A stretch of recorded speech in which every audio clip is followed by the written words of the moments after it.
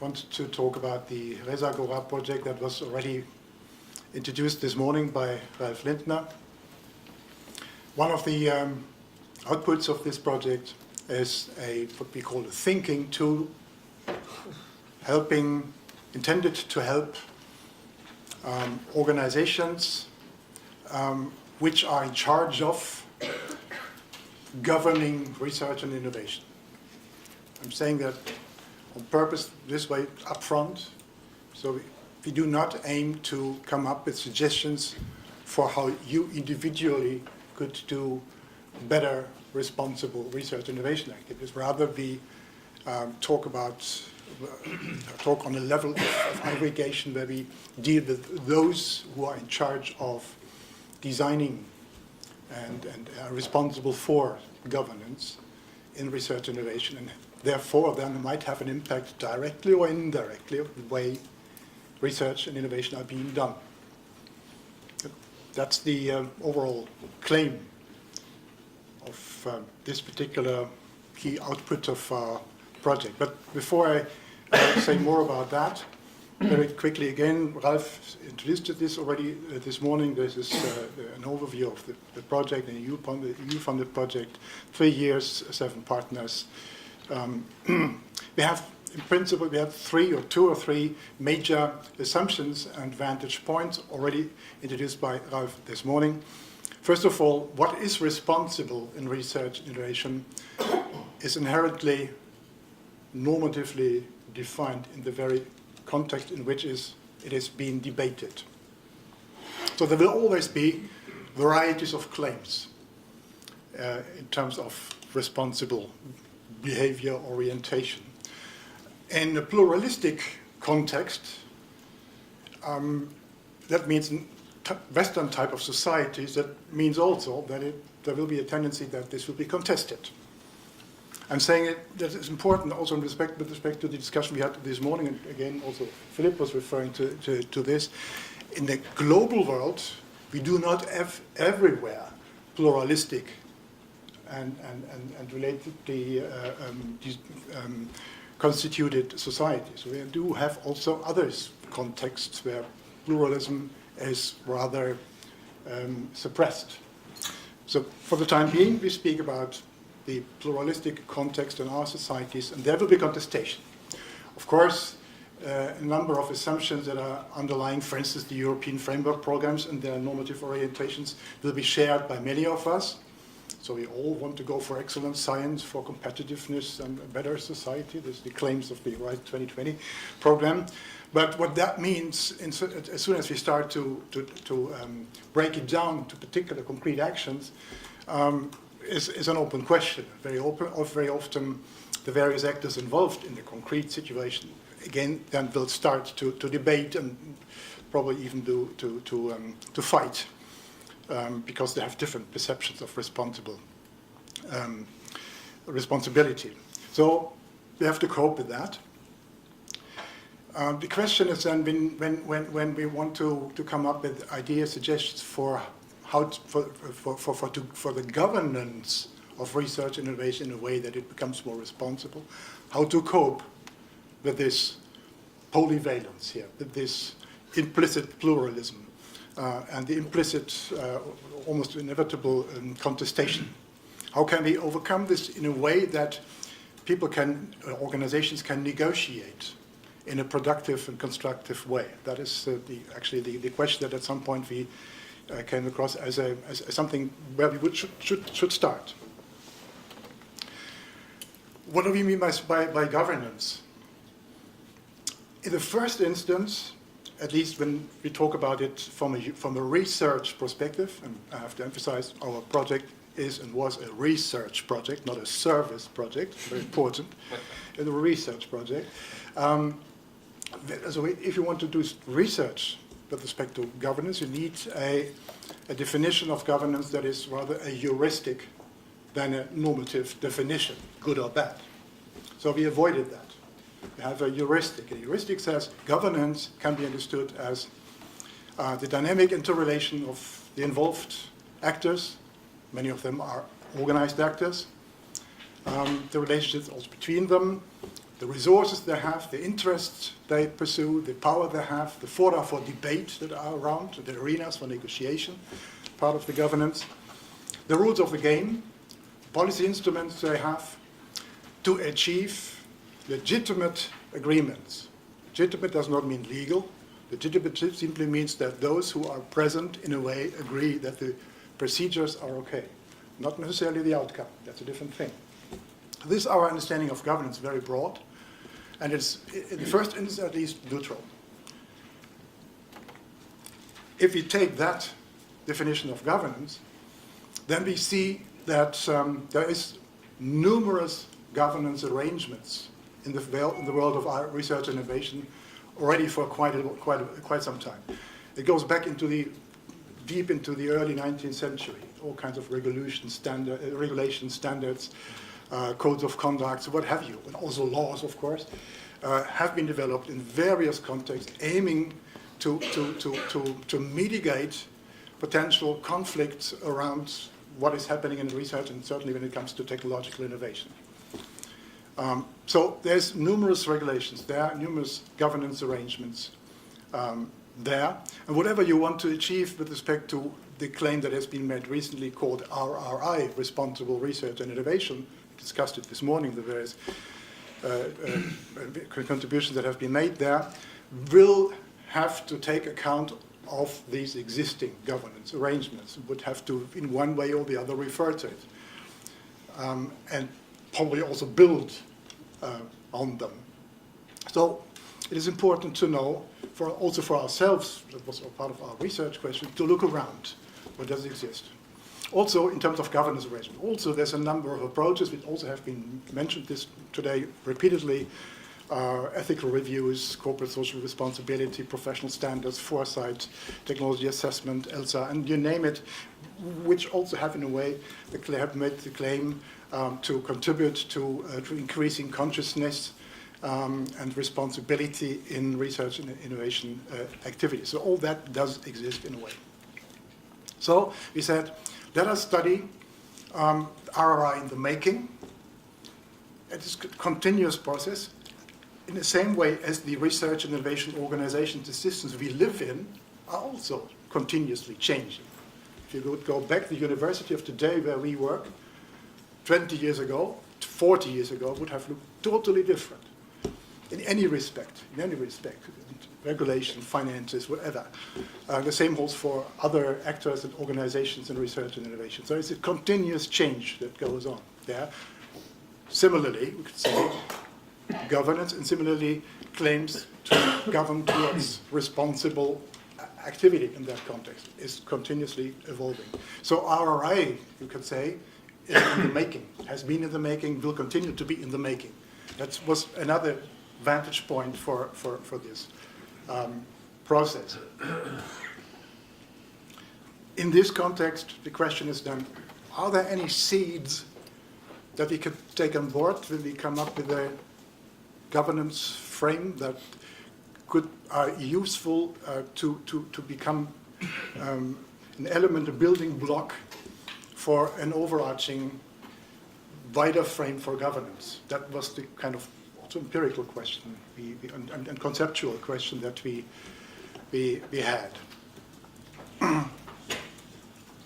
So as a result of that, we said, let us study RRI in the making through a process of doing case studies, and there will be tomorrow a session and a presentation by Sally Randalls, who will present the results of this empirical search. Very interesting, so go there. I don't now present you the results of that. Resagora network, it's very good, efficient. And of course, drawing ideas from this empirical program, we then started to design a governance framework, which was in a co-productive way tested and refined and further developed with stakeholders in a series of workshops. There's also no methodology dealing with this kind of co-production, which is also worthwhile to look at. But I don't want to talk about that now. This is roughly the approach. There's some conceptual work, some up to 30 case studies, presentation I mentioned already tomorrow, then the co-construction with stakeholders, and at the end we wanted to come up with what we call a thinking tool, supporting the navigation towards responsibility in research and innovation. What is then, still at some point you need some normative orientations. If you have to make choices when you have a choice of governance instruments or orientations, which ones are more useful and which ones are less useful. So the way we did it is roughly captured by this matrix.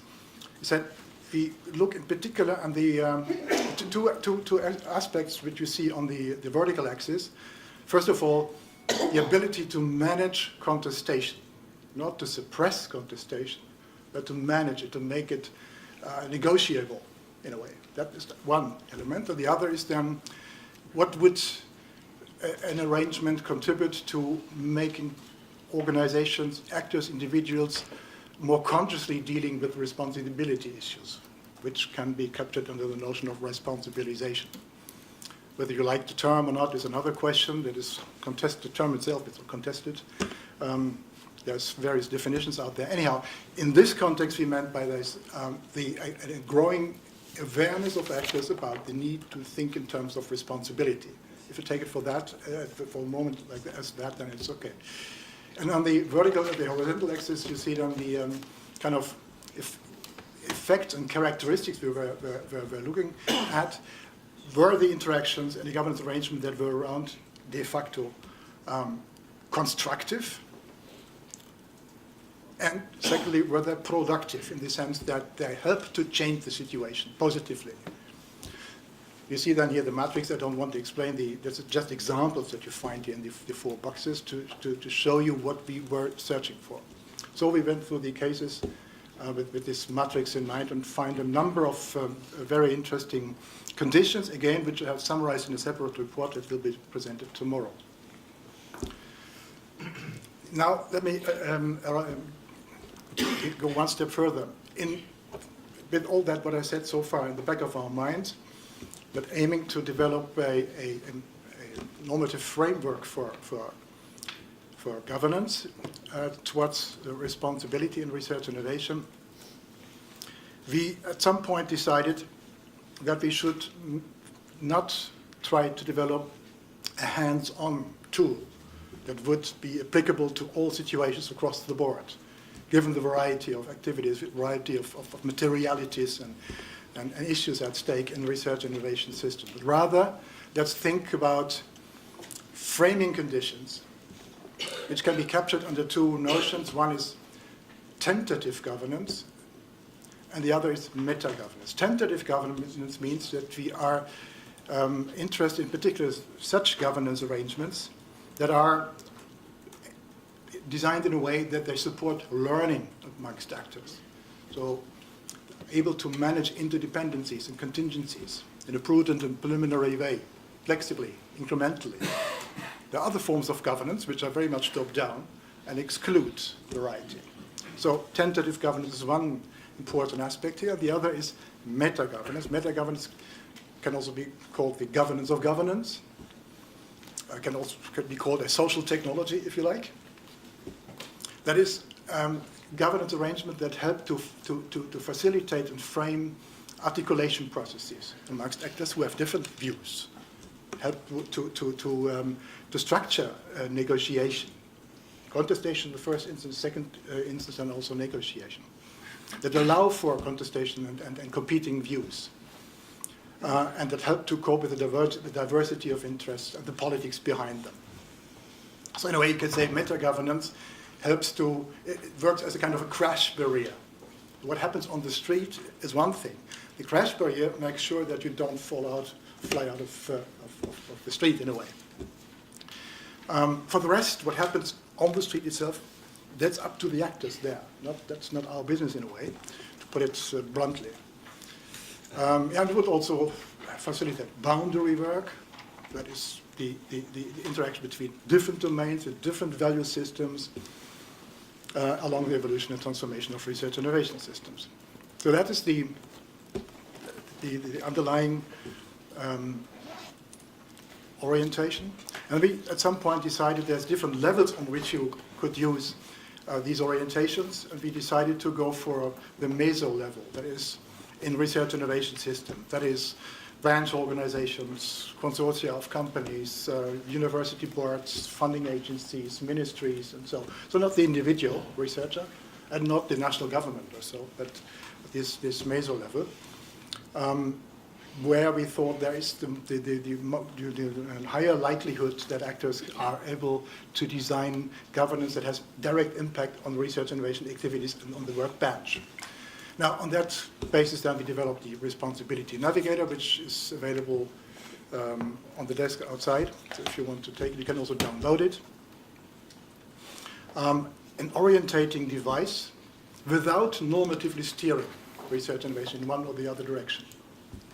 The 10 principles and requirements, which I will very briefly touch upon in a minute, illustrated by fictive cases, because they are quite abstract, to let people understand what we mean by that, and to be applied by meso-level organizations in their own design processes and reflection processes. Now here are the 10 principles. I will not explain them in all detail now. The first is one that has been mentioned repeatedly today in various contexts: inclusion. That means navigation towards responsibility will be transformative. That means change the system, the institutions, if it respects the diversity of actors that are relevant to a particular problem, and engage them in a way that they consider these processes to be legitimate. Not necessarily that the results are what they also would subscribe, but that at least the procedures were legitimate. Moderation, second one, means that there needs to be an instance that helps to moderate, to mitigate, to make sure that there are certain rules for all who participate in interaction and negotiation, and that there are also spaces, platforms, fora where the negotiation can be done. Third, deliberation. That means sense-making, decision-making amongst actors based on sufficient knowledge. The facilitation of knowledge creation is also part of it. Also anticipation, foresighting is part of the deliberation process. Second block is about positioning and orchestrating. Number 4 is here modularity and flexibility, meaning that, I said, there is so many regulations and standards and norms already out there. So whatever design on governance you would develop in your particular context, you would have to relate it in a modular way, a flexible way to the existing stuff. So you need to combine hard and soft regulations, for instance. Fifth, subsidiarity. One should not forget that there are various layers and hierarchies of regulations and other forms of institutionalization that do exist. So one has to be aware of that, and also be aware of the fact that at some point, even hierarchical command and control processes might be needed. So that should not be excluded. Depends on the very context. Adaptability, number 6, means that there are always, different historical situations, different social and cultural conditions, which have to be reflected. And whatever governance designs we develop, they should be able to be sufficiently adaptable to these particular contexts. And then the last block is we need supportive environments for that. First of all, number 7, capabilities. We need organizations, but also individuals who are capable to reflect on the trickiness of governance arrangements, who are able to anticipate, to deliberate, to communicate, and to interact in a way that is productive in the context we discussed about it. Also, they need a certain degree of governance literacy, so to say. In order to arrive at these capabilities, then we also need capacities to train people, to educate people in organizations. That means networks of professional and other organizations that are supportive to establish, to build the capabilities that are necessary. Now, the last two requirements are more general in nature and slightly different to the previous ones. Number 9 deals with the need to be entrepreneurial, because we talk about change, we talk about the change of organizations, of institutions, and that will always mean that there will be resistance. So you need advocates for change.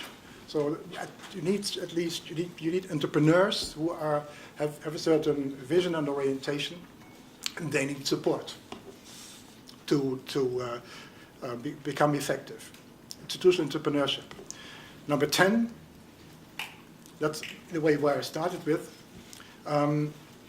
is at least if the first 9 principles or requirements should work, there is the need to do that in a context where there's some culture of transparency, of tolerance, and the rule of law. And that cannot be taken for granted. In the European context, we take that for granted, at least so far. Most recent developments let me sometimes become concerned, I have to say. But anyhow, there's other parts in the world where these cannot be taken for granted. That does not mean that the other 9 principles would not hold there, but they would be applied under different conditions. That would have different consequences. So therefore, you can also put it the other way around. You can say in other parts of the world, this claim number 10 is also a valid one, though not easily achievable. Anyhow, so that's the frame in a way for the previous 9 principles. That's what I wanted to share with you. The idea is, that's my last sentence then, this is quite abstract and quite general on purpose, because the variety of situations is so different that on that level of aggregation it's not possible to become more concrete. The idea is that through the interactive stakeholder engagements, like the workshops that we did, this will be then translated and tailor-made for particular situations, purposes, and clients. Then we have started to do that already, and that works quite well. Thank you very much.